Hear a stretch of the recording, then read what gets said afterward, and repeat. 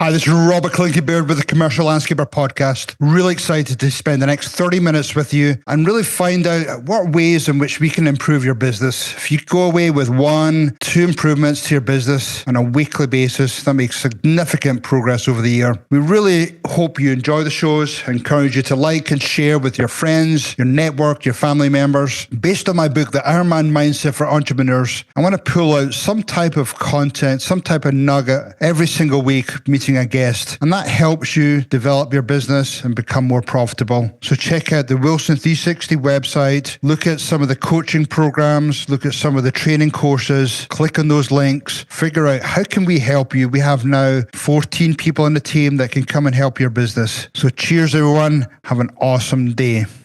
Hi, this is Robert Clinky-Beard with the Commercial Landscaper Podcast. Really excited today to be joined by Andrew Martin. Good to see you, Andrew. Good to see you too, Robert. How are you doing today? Good. I think the last time we saw each other was in sunny, warm Costa Rica. Yeah, not a bad place to work for a few days. Yeah, no, it was a fun conference at the Leaders Forums. So for our audience, love to, I suppose, just hear a little bit about your background, where you're based, what your company's about. Yeah, Andrew Martin with Urban Landcare. We are a commercial landscape maintenance firm out of San Diego, California. We go from the border of Chula Vista all the way up to Oceanside. So if you look at a map, San Diego County is pretty large. And as of this year, we actually are covering the whole thing. So we did some deals at the end of last year that put us down south. So we go from south up north, and our shop is based pretty much in the middle of all that geographically. So I have quite the history before I started Urban. So leading up to that, as a kid, I was like a lot of owners, the guy that pushed the lawnmower in the neighborhood, kind of had the entrepreneurial spirit, did whatever I could to make a couple bucks after school or on the weekends. And then I started getting into the horticulture at a pretty young age. My grandpa had a large estate, so he started teaching me about landscape maintenance, plant propagation, and started developing a passion for working outside, the physical aspect of it. And once I was old enough to make a paycheck, I started working for local landscape companies. No big national firms or anything like that early on. It was always the local company, sometimes the bad news bears type of guys. But we had some fun back in the day and did that up until college, and did some landscape work also in college. I went to the University of Kentucky, got a degree with an emphasis in marketing. After that, I had a couple interviews, kind of decided I like to be outside and decided to pursue the passion. So I actually went back to school for horticulture. Did it a little reversed, but I got the Bachelor's of Business Administration with emphasis in marketing, went back to a tech school and got a degree in applied horticulture technologies and landscape design certificate. So the intent was to market and sell landscapes. And I started doing that in the Cincinnati, Northern Kentucky area. Founded a little company there called Optimus Landscape. Once I finished school, for the second time, I had the opportunity to either stay in Cincinnati, Ohio, and maybe buy some snow equipment or move out west. So I was actually, after I graduated, coming out to San Diego for a vacation. I met a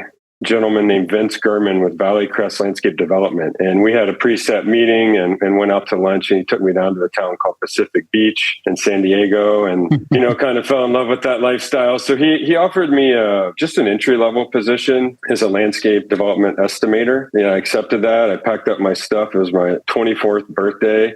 Drove 3 days out west and came to San Diego. So I started working for Valleycrest Landscape Development, which was a great place to start my career because they had estate management, landscape development, landscape maintenance, golf course. They had a tree nursery. So it was a very vast group of landscape divisions. And after about a year or so of doing that, I wanted to get outside of working in the office all day. And there was an opportunity that opened up to work for the landscape maintenance side. It was right when Valleycrest landed a bunch of Navy-based contracts in San Diego, and they needed someone that could deal with not only the clients, but the admirals and some pretty high-end. It was residential commercial work. So it was all of the Navy bases in San Diego, which were North Coronado Island, the submarine base, and a couple other ones. So I joined as an account manager, and they kind of threw me into the fire. It was like, here's your book of work, here's your crews. And at that point, I didn't speak much Spanish, and my crews didn't speak any English. So it was jumping right into trying to tackle that aspect of it, but, running the book of work. And I can't remember how many properties I had, probably around like 30 or 40. And it was a really good start to the landscape maintenance side of things and, San Diego plant life and all that. So I had some challenges from the beginning, but it was really cool to train myself and learn more about that Hispanic culture. Yeah, I'm just thinking 24-year-old working in army bases, sunny weather. I mean, that's a pretty nice. Couldn't beat it. Couldn't beat it, yeah. Driving home at night back to my place. I lived at the beach at that point, and it was a lot of fun. So, it presented some challenges for the beginning with the language barrier. And that's when I really dived deep into the Hispanic culture.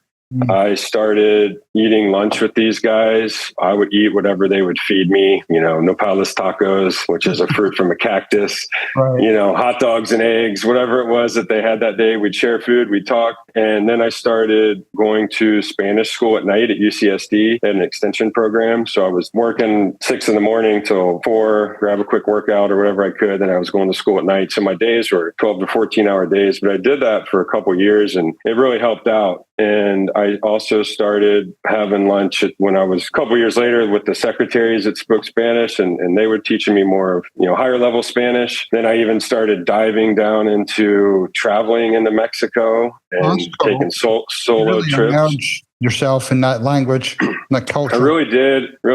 And I feel like when I really knew it hit home and I broke in with these guys was, I was about to go see my mom for Christmas. And one of my foremen gave me a gift to give to my mom, a guy from Oaxaca. And I thought that was really cool. And I also, the same guy would invite me to his house for carne asadas. I went to his daughter's quinceanera, weddings, I kind of did it all. They would invite me. I couldn't attend everything, but really develop a work-friendly relationship, which once we created that, these guys would do what I asked, they would do what, follow the plan, and it really built the team environment. That's awesome. I know we're going to sort of shortcutting a little bit here, but you now obviously have your own business, and we'll get into that in a minute. But what do you think are some of the lessons learned from sort of really diving deep into that Hispanic culture? Because we had so many guys, girls working for us, and just amazing group of people, so hardworking and families first. I look at a lot of guys that have worked for me, managers, and they never learned Spanish and never really tried. And you can manage without knowing the language. Now they have Google Translate and things like that they didn't have back then, but they're so proud of their culture. If you even attempt, even if it's starting with, Buenos Dias or gracias or whatever, you just earn their respect, and they're big on respect and they're big on family. And if you can show that you have an appreciation for their culture, these guys will be loyal to you. And there's guys that worked for me for many years when I was at Valleycrest and Brickman, and now with Urban, we have guys that have been here since day one. They've become loyal, and once they're loyal, they've been a figure company. So in a non-selfish way, diving into their culture will help you succeed in business. Yeah, because people complain that employees will come back to them and they'll complain about or always wanting wage increases, and that's important. But if there's that deep respect, mutual respect between you and your workforce, then that's going to help that retention of employees. That's going to help have easier conversations around either quality or why they want to stay there, how they want to develop in the company. So I think that's huge. Also, yeah, exactly, and also it creates a safe space, and that's always something I've tried to. I've worked for some pretty large companies, and I've taken bits and pieces what I've learned there to establish the culture at Urban. And we like to create a safe space where people can come to us if they have issues. I've had family issues, they've had family issues, and we try to support that. We try to support also education. If they want to learn English or irrigation or things like that, we'll pay for them to go to school or take classes, certificates, industry related stuff. Yeah, it's really helped me out. That's awesome. So fast forward now, what was the jump to make you leave Valleycrest to then start Urban? So yeah, I worked for Valleycrest, Brickman, and then I was with some pretty large family-owned companies throughout San Diego County. At the end, I was working for a smaller group. I was their vice president of landscape maintenance, and it was a small group, business owner, probably got like 40 employees, and we really didn't share the same business ethics. And at that point, I had to make a decision to stick it out where it was a place where I necessarily wasn't comfortable, or or grow out on my own. And it was a pivotal time in my family life too, because I'd just gotten married. We had a young daughter at that time, and kind of like threw it all on the table with my wife. We talked about it, and it was kind of like, costs were going up in San Diego, and it was like, to really thrive here and have a family here, we need to create an opportunity to earn more money and possibly build something that could last for generations or decades. So that's when I decided to get the business license, and I decided to take, one step at a time. Got my license, got insurance, obviously left the company I was at. It was time to kind of start focusing on the next chapter. A lot of people ask me, well, how did you just start from day one? Well, I knew I needed revenue, and I knew I needed at least a couple employees. I needed a truck. So I had a friend that owned a residential construction company, and he was kind of trying to focus on that, but had 2 maintenance routes. And I said, well, hey, first we just started talking about maybe doing something together, but we both agreed that it would be more beneficial for us to kind of focus on our own thing. So he offered to sell me a route. So I bought what I just said. It was a truck, trailer, some equipment, a small residential route with 2 employees. So that kind of gave me a base to get going. It was all self-funded. I had to talk my wife into giving us our family savings. And I just said, just trust me on this, just give me some time and it'll work out. So I made the purchase. That would have been third quarter 2018, after I'd separated with the previous company. And the funny story is my brother and I went up there the first day to meet the 2 guys, and he's fluent in Spanish. So he enjoys, that culture as well. So it was like, come on, man, you're in town. I need you to be my wingman on this one. And we went up there and, meet the driver, meet his helper. And right away, the helper said, I quit. He says, I'm not working for you. I don't know you. So day one, I was faced with a challenge. And this is 2 weeks before we were going to start operating. Instead of panicking, I said, okay, how can I work this out? Good thing it wasn't the driver. So I had a driver.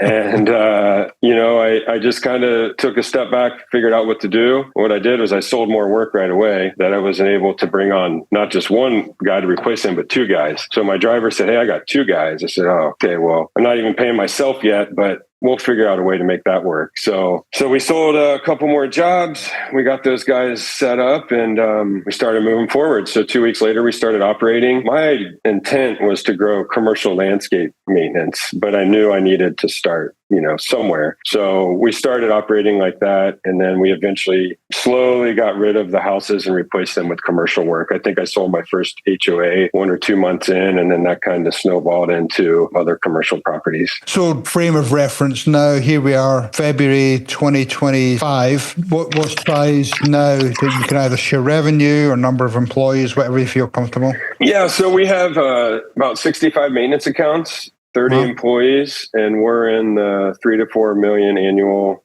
space. Nice. So we've had steady organic growth. When I say organic growth, I mean, other than the first one, there's been no acquisitions, and there's essentially been no business developer other than myself. So all of our work has been from word of mouth, relationships that I've built throughout the 25 years or 20 years I've been in San Diego, quality. So we're real big on quality here at Urban. So that has allowed us to slowly grow throughout the years at a pace that we could handle, right? So if you think about it, 2018, we started essentially 1 year in, COVID hit. And, I was faced with some significant challenges in my personal life and work life, like everybody at that point. But starting around 1 month in, we essentially added 1 crew every 6 months for about 5 years. So nice. every 6 months, I was back at Ford looking for another truck and equipment to set up the growth plan. That's awesome. And everything along that journey, perfect? No challenges along the way? Oh, absolutely not. I'm a landscape maintenance guy, and I learned early on, like when I left Valleycrest Landscape Development, they said, you can go to maintenance. I had 2 people give me the same advice in my career, and it was like, but we don't suggest you cross back. So you kind of have to pick, well, you're going to do maintenance, you're going to do construction, you're going to do residential, you're going to do commercial. And commercial landscape maintenance is my personal bread and butter. So early on, I tried to hire a guy that I had worked with out of college at Valleycrest, Alan Burt. His specialty is in irrigation and enhancements. He's been doing it 40 years in San Diego. So I wasn't able to afford him then, but when the time was right, he came on, right? So there was ups and downs between then. But yeah, it has presented some challenges along the way for sure. We hit a spot at one point after we were growing where we kind of plateaued for a little bit. And once again, I kind of stepped back and, it's kind of like the saying, stay the course. It was always, focus on the end goal, which is just to continue slowly building the company. And we actually landed one big city contract. It's the city of Bird Rock in La Jolla, California, which is a very pristine, elegant part of San Diego. And once we hit that one big job, it kind of gave us the momentum and the confidence to keep selling. And then we ended up building a whole division in La Jolla and kind of spread that out. But cool. Yeah, throughout that time, there was many challenges, and I'm happy to share any of those insights that would help the audience. Well, just, I suppose maybe I'd love to share, how do you handle, when people talk about you have to be resilient, you maybe see where you're going, but weekly, monthly obstacles will come up. It could be a lawsuit. It could be losing a key employee. It could be some other cash flow issue, somebody stealing from you.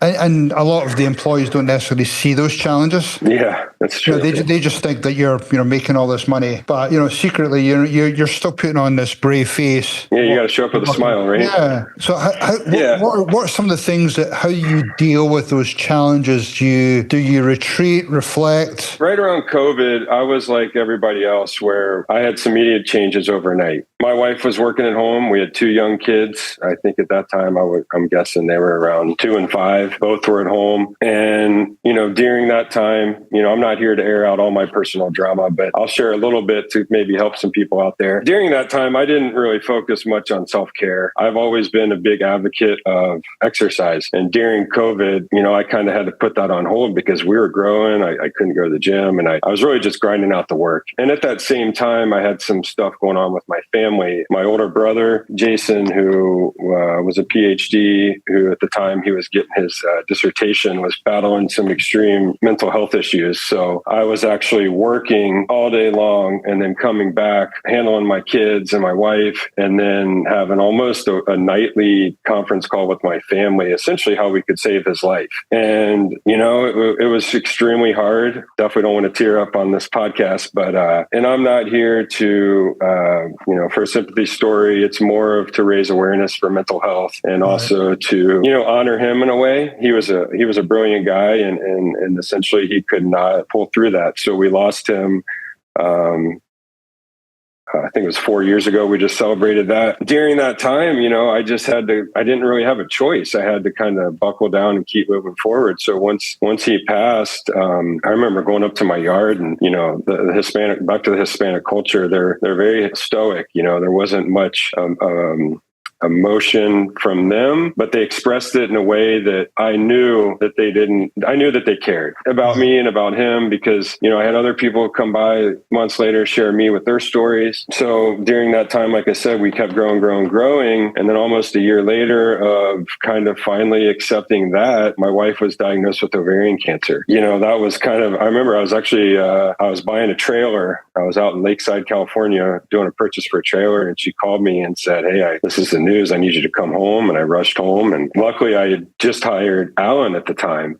She had to start chemo. I went up to my shop and pulled all these guys around. And the only time in my career I've ever really gotten emotional in front of my team. I mean, I didn't break down or anything, but I had to tell them, like, look, my wife's starting chemotherapy. And I had to learn that word in Spanish. Definitely wasn't a word I knew. Tell them that I'm not going to be available for certain weeks out of the month because I needed to be with her during chemo. So I was very lucky that I had Alan. Alan just came on. He came on December 1 and her chemo started at the end of that month. We had a good enough relationship that he was, instead of being like, well, I'm out of here, I don't want to be part of this, he was like, I got you, So he helped carry me through that. I just stayed the course. So as hard as all that was, and the mental challenges and the physical challenges, I just stayed the course, Robert, and we just kept moving forward. My team had my back, and then I kind of let them know, like, for having my back and being there for me, I will always be there for you guys. I think they look at me as not just a leader, but a real person, right? We're all human, right? The guy that could run the biggest landscape company in the country, he's still human. He's still got issues. He may not show them. And I don't go air out all my problems to my team every day, but I created a space where, look, I got something that came up. If you ever have something come up, we're gonna support you. And not just with the team team members and the crew guys. But whenever I hire a new manager, I kind of let them know, like, here, we're here to support each other. So if you ever have something come up, we want you to know that we're going to help you work through that. Well, first of all, thank you for sharing those stories. I mean, they were amazingly powerful stories. So yeah, I appreciate that. Sharing that. I think two things I heard from that is, and I talk about in my book, the Ironman mindset. What's that shining star that keep you going through those challenges? I know for me, when I was going through some troubles with races and all that stuff, it's my kids. What do I show my kids? And I can only imagine from your side, you've got your family to support, you've got your kids, so you have to just sort of keep that Ironman mindset going through those types of challenges. That's one thing I heard. And then secondly, I think a lot of owners are guilty of not sharing some of the challenges they go through and they're hiding it. But the fact that you've created this amazing bond with your Hispanic team, all your employees, team members, that again, they were able to relate with you, especially being family focused. And I think that the fact that they were able to sort of step up, and you probably got even closer because of that sharing and how they helped you out, and now in turn you can help them out if they go through some personal challenges or family challenges. Absolutely. And like I said, I had a lot of guys come share stories with me after that. We've broke bread, we've talked about it, and I think that we have a good culture, and I think that's why we have good retention, and we have good retention with the employees, but also the clients. Right. So a little quick story on that is, I was, as much as I was focusing on the Hispanic culture and relationships early on in my career, I also focused on relationships with my clients. I think that's what made me a successful account manager was, anyone that comes and tells you as a sales guy, like, get to know Robert. What does Robert like to do? Let's talk about triathlons or whatever you're into. And that's just a basic sales tactic, right? But I try to let people know, what's going on with me, what's going on with them. I remember one of my clients was going to New Zealand, and I said, well, I've been there. Next thing I know, him and my wife are emailing each other about where to go in New Zealand. And that same client we've had for 6 years. It was the first HOA I sold, and they're still with us. When I lost my brother and when my wife was sick, that client actually sent me a gift card for dinner. And usually in this business, you're usually handing out things to other people, right? There's not a lot of thank yous, and definitely not a lot of gift giving, I wouldn't think. But it just proved that I had built a bond with the clientele, and they respected me not just as a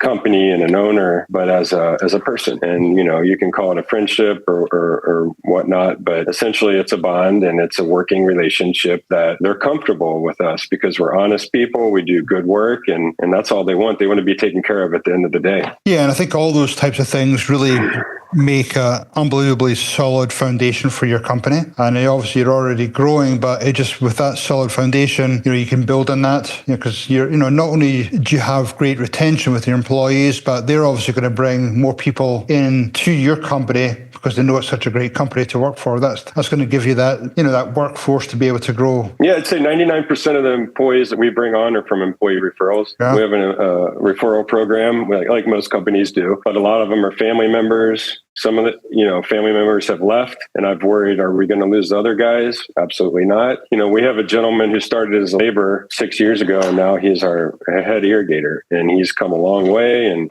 he's had family members that work here now, some that did, some that left. He stuck around, for a reason. So what does it look like in the future for you, for Urban? Yeah, so we're essentially trying to build out to be a regional. Well, we already are, but continue to be a regional player in San Diego market. San Diego, you can't grow west and you can't grow south. So it's a big county.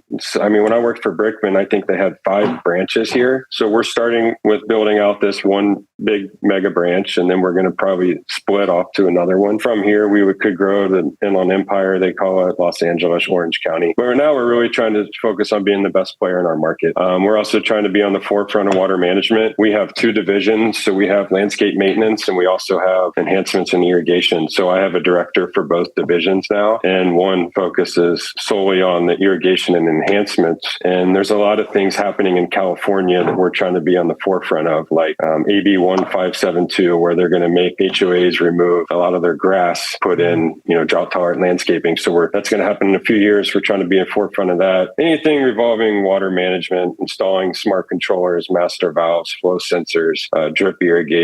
So Alan's the master at that. So we're focusing on that and just trying to build a company that people want to work at. We have ability now to be a little selective about who we work for. When you're starting a business, you'll take anything. Sometimes you got to be the low bid. Right now, it seems like we're always kind of right in the middle on our pricing, and we try to just really offer a product that people want, and also they want our team, from the ground up. So hopefully we build out to a couple branches, and we'll see where we go. I'm not sure if my two daughters will want to be in this business. How old are they now? They're 8 and 10. Okay.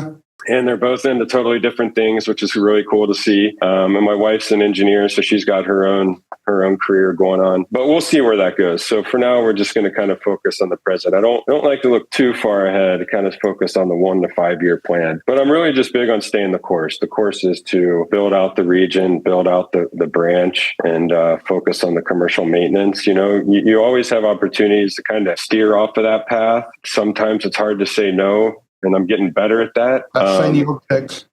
Yeah, so we're just kind of moving forward and see where it goes. Having a lot of fun along the way. Awesome. Well, Andrew, you've been amazing on this podcast, just sharing your stories, talking about your business growth, talked about some of your foundational principles, your ethics. So some really great takeaways from this podcast. Appreciate it. Sharing that, and look forward to keeping in touch, and good luck with your regional domination. All right. Thanks, Robert. You have a great day. Appreciate your time. You too. Thank you, Andrew.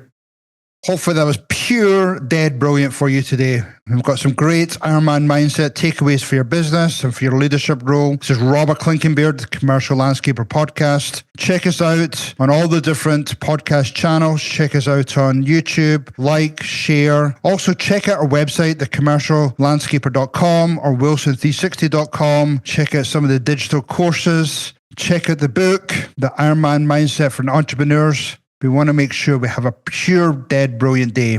Cheers, everyone.